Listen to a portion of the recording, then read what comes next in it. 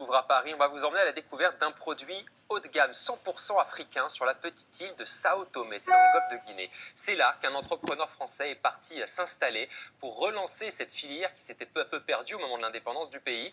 Une production qui emploie désormais 250 personnes. Reportage Juliette Perrault, Julie Poirier et Léna Soudre. Du chocolat made in Africa. Jean-Rémy Martin le présente pour la première fois au public et ne se lasse pas de raconter son histoire. C'est plus du jardinage, de la botanique que de... C'est pas de l'agriculture industrielle. Sur le stand, pas plus de 4 crus en tablette, vendus entre 7 et 10 euros pièce. Un produit de luxe, sa particularité, il est fabriqué au sein même de la plantation africaine. Il ne viendrait jamais à l'idée de quelqu'un de mettre du vin en bouteille en dehors du château pour les grands vins, alors que pour le chocolat, on ne s'est même pas posé la question.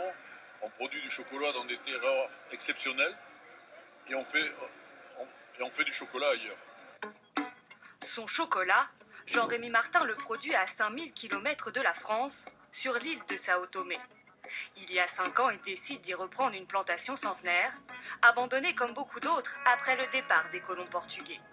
L'activité salarie 250 personnes sur l'île, une première pour beaucoup de Santoméens, comme cette jeune femme de 31 ans.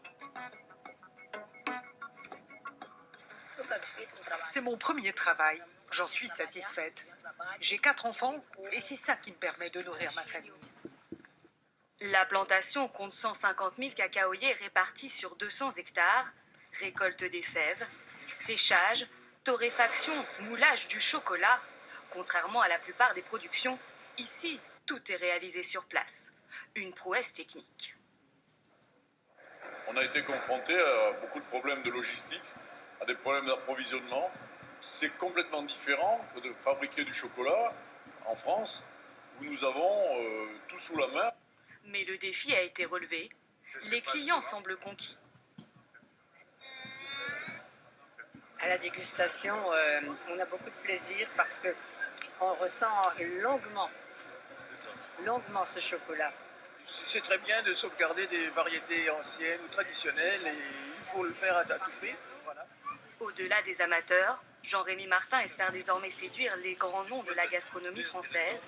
Son rêve, des pâtisseries confectionnées avec du chocolat 100% santoméen.